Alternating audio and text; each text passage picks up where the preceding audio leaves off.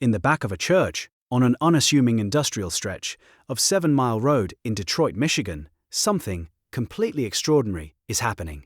9-foot-tall, metal gladiators with glowing red eyes are smashing the steel out of each other. They shoot exploding projectiles, 20 rounds per second.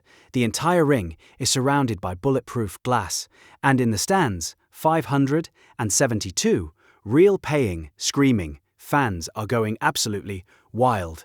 This isn't a movie set. This isn't a video game. This isn't computer-generated visual effects.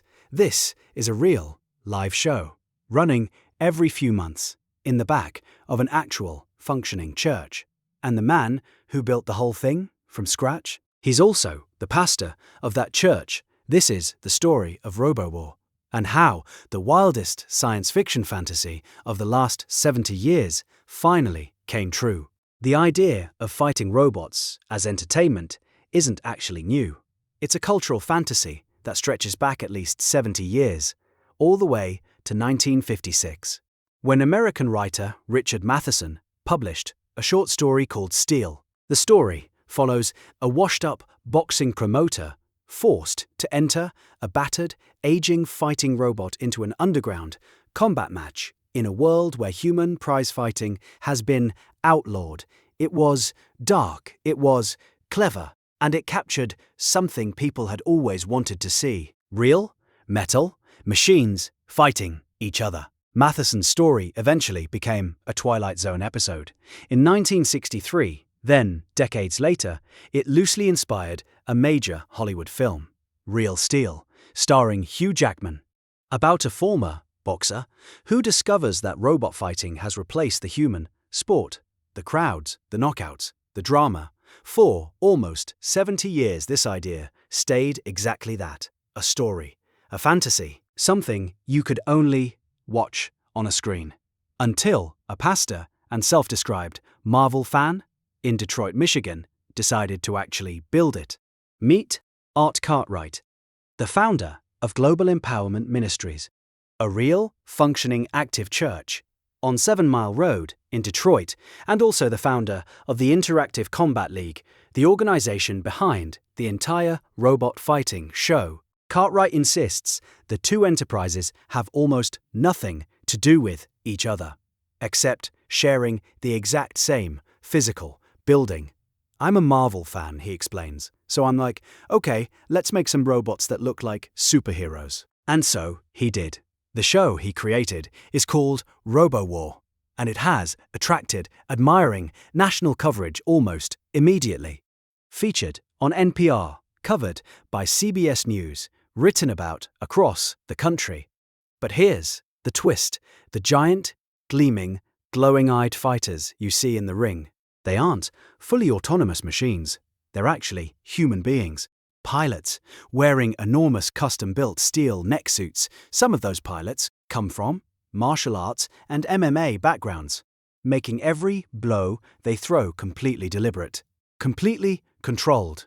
Inside the ring is exactly as dramatic as it sounds.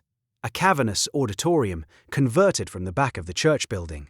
A combat ring dominates the center, surrounded on all sides by bulletproof glass. Multiple cameras live streaming every angle of the action.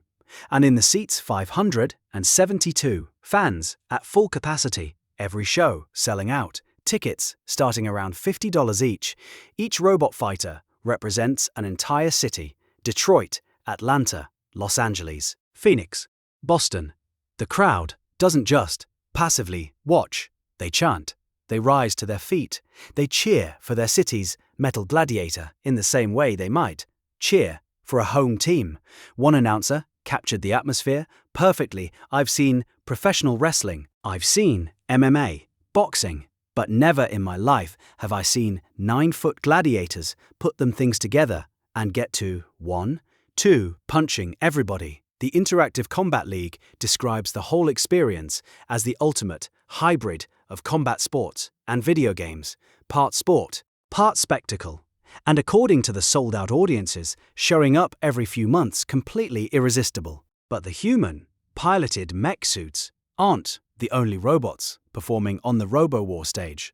Cartwright has also brought in genuine autonomous real robots, robot dogs, and child-sized humanoid models, built by a Chinese company called Unitree, a company that's been getting significant attention for making accessible consumer robotics. Some of their humanoid models are now available at places like Walmart for less than $20,000.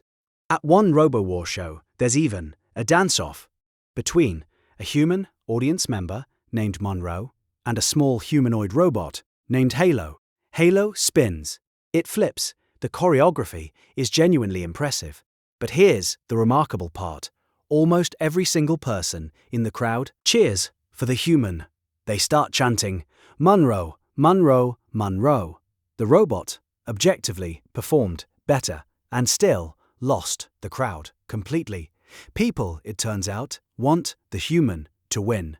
And that moment with Monroe and Halo reveals something much deeper going on inside that church auditorium. Because in the crowd that same night was a 10-year-old named Caden Denard, and Caden used a word you might not have come across before. He called the robots clankers, a term that's quietly emerged online as a kind of insult or derogatory word directed at AI and robots in general, similar in spirit to the way science fiction has always imagined humans resisting the rise of machines. It's fun to watch clankers fight in the ring, Caden admits, but he also says he feels genuinely suspicious about their place in his world, especially as he gets older, and there's something quite profound about that. A real 10-year-old growing up in Detroit, surrounded by robotics and automation, every day coming to a robot fighting show, and still not quite being sure whether to root for the machine or against it. And Art Cartwright is not slowing down, not even slightly.